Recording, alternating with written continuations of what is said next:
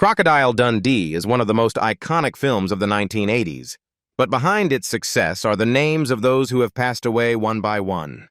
Some collapsed in loneliness, some died on the operating table, others disappeared forever without anyone knowing where they are. This is the heartbreaking truth behind a cinematic legend. Join us as we explore and pay tribute to them. Don't forget to like and subscribe. Let's go. David Gulpil as Neville Bell. David Dalaithangu. Gulpil was born on July 1, 1953, and was a Yolngu indigenous artist from Arnhem Land in northern Australia. When he took part in the film Crocodile Dundee in 1986, he was 33 years old and played Neville Bell, a small but memorable role that showcased the unique blending of Aboriginal culture and the modern world. This role was like a reflection of his own life, a man living between two worlds, tradition and modernity, wild nature and glamorous Hollywood. David Gulpil passed away on November 29, 2021 at the age of 68 after battling lung cancer for 4 years. In his final years, he lived quietly in Murray Bridge, South Australia. He was honored with the Member of the Order of Australia, AM, received a Lifetime Achievement Award at the NAIDOC Awards in 2019, and after his death, his loved ones asked the public to temporarily refer to him as David Dalaithangu, following indigenous customs of avoiding the name of the deceased.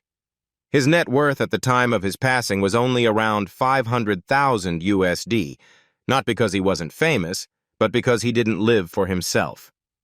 Most of his earnings from film and theater were shared with his community.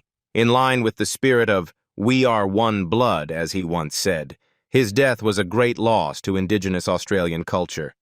But that spotlight couldn't hide a deep wound. Gulpil's life was a constant struggle between identity and temptation, between fame and destruction. After his iconic role in Walkabout, 1971, he stepped into the world of white Australians, where he met Bob Marley, John Lennon, and hard liquor. From there, alcoholism began to destroy his life, leaving him homeless in Darwin, known as a long grasser, and repeatedly entangled with the law. The 2011 incident, when he was sentenced to a year in prison for assaulting his wife while drunk, marked the lowest point in his life. Not a fall of a violent man, but of someone who had lost control to addiction. But behind bars, he came to a realization. And then, in Charlie's Country, 2014, he wasn't just acting, he was truly living on screen, telling his own story of loneliness. An Aboriginal man lost in a world built by white people. John Melon as Walter Wally Riley. John Melon was born on May 1, 1934, in the suburb of Mosman, Sydney, Australia. In 1986, when he joined the cast of Crocodile Dundee, he was 52 years old and played Walter Wally Riley, the close friend and humorous sidekick of Mick Dundee. With his warm baritone voice and natural acting style, John not only made audiences laugh, but also left behind a sense of comfort in the unfamiliar world of New York. Yet behind the stage lights, his life held a quiet tragedy. Just 3 years after the success of Crocodile Dundee, on August 11, 1989, John Melon died at the age of 55 due to cirrhosis of the liver, a direct result of prolonged alcoholism. He took his last breath in Neutral Bay, not far from the Oaks Hotel, a pub that had named a bar in his honor, the John Melon OBE Bar. Though he was a veteran actor with over 30 years in the industry, a recipient of the A-ACTA Award, and an officer of the Order of the British Empire for his theatrical contributions, Melon never fully revealed the seriousness of his addiction. At the time of his death, his net worth was estimated at around $2 million USD, mostly from film, television, and voice work, especially for the beer brand Victoria Bitter, with its famous line, "You can get it any old how." But it was alcoholism that cast the darkest shadow over his life. John once said he drank out of boredom, but that feeling seemed to come from invisible pressures that no one could see. Offstage, although he always brought laughter, he often withdrew, felt sadness, and at times lost control of his emotions. Colleagues, including Paul Hogan, once revealed that although very professional, Melon could at times be distant and unstable. While the film, The Fourth Wish, 1976, earned him major awards, in the final years of his life, he almost disappeared from the screen. Perhaps the most heartbreaking question remains: how could a man loved by all of Australia not save himself from loneliness and addiction? Michael Lombard as Sam Charlton. Michael Lombard was born on August 8, 1934, in Brooklyn, New York. In 1986, when Crocodile Dundee was released to global audiences, Michael was 52 years old and took on the role of Sam Charlton, the intellectual urban father of Sue Charlton. Although only a supporting character, Sam was the perfect contrast to Mick Dundee. Calm, somewhat skeptical, yet always retaining the qualities of a father, protecting his daughter in his own way. This role left audiences with the image of a stern gaze amid the wild backdrop of Australia. He passed away on August 13, 2020, at the age of 86, just a few days after his final birthday. For decades, Michael was a familiar face on American television, from Filthy Rich in the 1980s to Law and Order in the early 2000s. Through this consistent work, he accumulated an estimated net worth of about $3 million USD, mostly from his steady career. But behind that composed exterior was a fracture that once nearly caused him to fall apart. In the late 1970s, when Broadway began tightening its budgets and favoring only the most marketable names, Michael was shut out from nearly every major production. There was one year when he didn't land a single role for 14 consecutive months. He once wrote a handwritten letter asking to audition for a low-budget TV show just to make enough money to pay rent. Long, sleepless nights pushed him to the brink of giving up acting, and he seriously considered returning to Brooklyn to teach just to get by. But then in 1991, a glimmer of hope came when he landed a role in the play What's Wrong with This Picture? And from what seemed to be his final performance, he unexpectedly won an Obie Award, the prestigious honor for outstanding theater artists. That comeback didn't make him a star, but it kept him exactly where he belonged. Gus Mercurio as Frank. Gus Mercurio was born on August 10, 1928, in Wisconsin, USA, and later became a naturalized Australian citizen. In 1988, when he was 60 years old, Gus appeared in Crocodile Dundee 2 as Frank, a drug smuggler with little charm but strong impact, marked by a gruff, hardened persona that only he could authentically deliver. Few would guess that the man on screen was once a real-life boxer. Sadly, Gus Mercurio passed away on December 7, 2010, at the age of 82. He died from complications following surgery for a thoracic aortic aneurysm, a silent but dangerous condition. His net worth at the time of his death was estimated at around $1.5 million USD, accumulated through both his acting career and his work as a boxing referee and sports commentator. His funeral was simple but deeply emotional, held in Melbourne, the place he had chosen as his second home for more than half his life. In the beginning, Gus first came to Australia not for film, but in his role as a chiropractor for the U.S. boxing team during the 1956 Melbourne Olympics. But that initial visit changed his fate. He decided to stay, starting over in a foreign land, working as a chiropractor in rural Victoria, and dabbling in television. His raspy voice and open manner quickly won over Australian audiences. Within just a few years, he became a regular face on World of Sport, a familiar name to weekend viewers. Shifting from sports to acting in middle age, Gus never attended formal acting schools. Yet he appeared with great presence in films like The Blue Lagoon, 1980, and The Man from Snowy River, 1982, where his supporting roles always carried more soul and depth than the script required. He once said, "I'm not the best actor, but I know exactly who I am, and if a character needs me, I'll live it." That line didn't just apply to his role as Frank in Crocodile Dundee 2, but stood as a declaration of Gus Mercurio's entire life, a man who never stopped adapting, learning, and living each role as if it were his own life. Mark Blum as Richard Mason. Mark Blum, whose full name was Mark Jeffrey Blum, was born on May 14, 1950, in Newark, New Jersey. When he joined the cast of Crocodile Dundee in 1986, he had just turned 36 years old. In the film, Blum played Richard Mason, the successful but somewhat arrogant boyfriend of the female lead, Sue Charlton. His character served not only as a contrast to Mick Dundee, but also as a reflection of the conflict between urban sophistication and primal instinct. Sadly, Mark Blum passed away on March 25, 2020, at the age of 69. The cause was complications from COVID-19 during the early outbreak of the pandemic in New York City. His death came swiftly and unexpectedly. Prior to hospitalization, he had shown only mild symptoms and was still going about his daily life. But just a few days after being admitted to New York Presbyterian Hospital, he took his final breath, leaving behind a deep sense of loss within the theater and television communities. His net worth at the time was estimated to be around $5 million USD, earned through a career that spanned over 4 decades across Broadway, film, and television.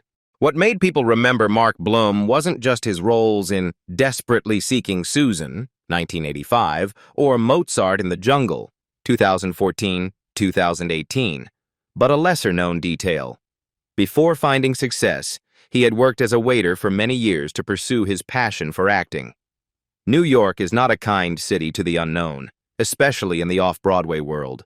But Blum never gave up. In a rare interview, he once shared that he was rejected from over 30 roles in a single year, yet he still auditioned every morning. That resilience made him a beloved teacher at HB Studio, where he taught in his final years. Perhaps that's why, even though he wasn't a household name, when he died, many directors, actors, and students called him the quiet flame of New York theater. And that flame will continue to burn in the memory of all who ever watched him perform. Paul Hogan as Michael Crocodile Dundee. Paul Hogan, whose real name is Paul Hogan, was born on October 8, 1939, in Lightning Ridge, New South Wales, Australia. In 1986, at the age of 47, he captured the world's attention when he portrayed Michael Crocodile Dundee in Crocodile Dundee, a role that not only brought him international fame, but also defined the image of the wild Australian man in the eyes of a global audience. With a giant bush knife, a mischievous grin, and an upbeat spirit whether in the outback or the city, Hogan turned Dundee from a fictional character into a cultural icon. As of 2025, Paul Hogan is 85 years old. He now lives quietly in Los Angeles, far from the spotlight and the lively life he once led. In recent years, Hogan has no longer appeared on screen and instead spends time with his small circle of family and close friends, focusing on his health. At one point, he became entangled in a tax lawsuit in Australia, which has kept him from returning to his homeland. Now, he chooses a modest life in the U.S., avoiding public attention. His net worth is estimated to be around $20 million USD, enough to live comfortably, but not enough to erase the lingering homesickness and the quiet regret over things that couldn't be held on to. If Hogan's career was an adventure, then his personal life was a maze full of contradictions. At its center was his relationship with actress Linda Kozlowski, his co-star in Crocodile Dundee. At the time, they were an on-screen power couple who fell in love off-screen and married after Hogan divorced his first wife, Noeline, the woman who had been with him for over 2 decades and was the mother of his 5 children. Many people couldn't understand why Hogan would trade a long-standing family for such a risky romance. He remained silent, choosing to walk beside Linda, believing he had found true happiness. But that happiness didn't last forever. His marriage to Linda ended in 2014, quietly and sadly, without the fanfare that once surrounded their union. In the years that followed, Hogan lived alone in a seaside home in Venice, sometimes seen walking with his hands in his pockets, eyes gazing into the distance. In a rare interview, he once said, "I lost a family for love, and in the end, I lost that love too." The remark left many speechless, because behind the smile that once charmed the world was a man still haunted by the choices he made in life. Reginald Vel Johnson, as Gus. Reginald Vel Johnson, born Reginald Johnson, was born on August 16, 1952, in New York City. When he appeared in Crocodile Dundee in 1986, he was 34 years old and played Gus, a limousine driver with a gentle manner, sharp eyes, and a charming smile. Although his appearance was brief, his character left a lasting impression through his kindness amid the chaos of New York City. It was a small role, but it quietly paved the way for his iconic portrayals of police officers in later years. As of 2025, Vel Johnson is 73 years old. Although he no longer regularly takes part in major projects, he continues to stay active in the industry through guest appearances, voice acting, and commercials, most notably as the TV dad in Progressive's advertising campaign and as Principal Winslow in Invincible, 2021. With more than 4 decades of experience in television and film, his net worth is estimated at around $5 million USD, a number that reflects consistency rather than glamour. He lives a quiet life in Oceanside, New York, never married and without children, spending most of his time on his own and with a few trusted friends in the industry. However, a 2017 incident once shocked his fans. A malicious internet rumor spread claiming that Vel Johnson had died of a heart attack. Within hours, the false news had circulated across social media and online news outlets. Condolences and tribute images were posted rapidly, as if the world was already preparing to say goodbye to him. Yet while the public mourned, Vel Johnson was calmly eating dinner at home until his friends called to check on him. He later spoke out to clarify the situation, gently but firmly, and has since become even more private. That incident led him to a deep realization. Perhaps, to the public, he had already become a symbol of the past, forever associated with his roles as the beloved father in Family Matters and Officer Al Powell in Die Hard, 1988. Those kind-hearted characters had endeared him to people to the point that they were ready to believe they had lost a member of their own family. Vel Johnson does not deny the loneliness that comes with being part of an industry that now has less room for quiet, familiar faces like his, but he doesn't feel sad. "I outlived a rumor about my own death. That's optimistic enough," he once said with a laugh in a rare interview. Linda Kozlowski, as Sue Charlton. Linda Kozlowski was born on January 7, 1958, in Fairfield, Connecticut, USA. In 1986, when she starred in Crocodile Dundee, she was just 28 years old and played Sue Charlton, a smart, bold American journalist who was captivated not only by the Australian wilderness but also by the rugged Crocodile Mick Dundee himself. With mesmerizing blue eyes and a natural performance style, Linda turned Sue into a new symbol of the modern woman on screen, strong, independent, yet emotionally grounded. That role was not just a breakthrough in her career, but also a turning point in her personal life. As of 2025, Linda Kozlowski is 67 years old and lives peacefully in California, having stepped away from the film industry since 2001. She once admitted in an interview that Hollywood no longer excited her, and the roles offered were nothing more than women screaming and being dragged through the mud. She later pivoted to entrepreneurship and is now the co-founder of a luxury travel company specializing in personalized tours in Morocco, alongside her new husband, real estate entrepreneur Moulay Hafid Baba. Her estimated net worth is around $8 million USD, mainly from the Crocodile Dundee series and smart investments after leaving the spotlight. Linda's life today is calm and far from the chaos of fame. But what the public remembers most about Linda is not only her talent or beauty, but the real-life romance with co-star Paul Hogan, a relationship that stepped out of fiction and lasted over 2 decades. After working together again in Crocodile Dundee 2, 1988, and Crocodile Dundee in Los Angeles, 2001, the two officially married in 1990, despite a 19-year age gap, and Hogan's divorce from his longtime wife Noeline, with whom he had 5 children. They had 1 son together, but the marriage quietly ended in 2014, with Linda citing irreconcilable differences. What left audiences pondering wasn't why they divorced, but why a seemingly fairy tale love story didn't have a happy ending in real life. Perhaps the gap between reality and fantasy was something Linda recognized early on, and that may be why she chose to leave Hollywood behind to live life on her own terms. Ernie Dingo as Charlie. Ernie Dingo, whose full name is Ernest Ashley Dingo, was born on July 31, 1956, at Bullardew Station in Western Australia. When he appeared in Crocodile Dundee 2 in 1988, he had just turned 32 years old. In the film, he played Charlie, Mick Dundee's indigenous friend, who brought cultural depth to the hit action comedy. Though it was a supporting role, Charlie left a unique mark, helping shape the image of an Australia rich in indigenous identity, something global audiences had rarely seen before. By 2025, Ernie Dingo is 69 years old and remains active in the entertainment industry. He is a familiar face on Australian television, hosting the travel show Going Places with Ernie Dingo on NITV.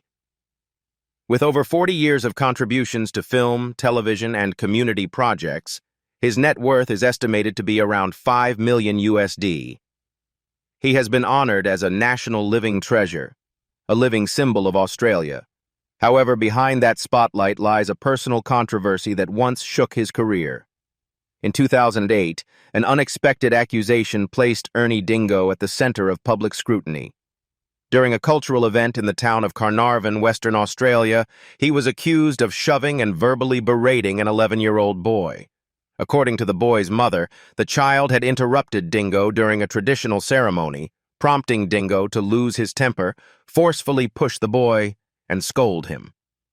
The incident quickly attracted national media attention, severely tarnishing Dingo's image as a friendly, inspirational TV personality.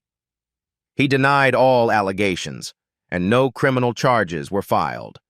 However, the boy's family filed a civil lawsuit seeking damages for emotional distress. Although the case's outcome was never publicly disclosed, Dingo largely disappeared from mainstream television for a long period afterward. The incident left a major scar on a career and reputation that had taken decades to build. In the public eye, Dingo had been seen as an unshakable figure, the gentle, inspiring indigenous man who overcame poverty and racism to become a national icon. But the 2008 controversy raised a new question. What happens when a symbol is no longer perfect? Some fans felt disillusioned, while others believed that the burden of being the model indigenous man in a white-dominated society had pushed him to the brink. In the years that followed, Dingo worked hard to reconnect with the public through community projects, television dramas such as Mystery Road, 2018, and cultural exploration programs. Though many have passed, the impact these actors left on Crocodile Dundee lives on in the memories of fans. Yet behind that glow were buried tragedies, stories few have ever heard.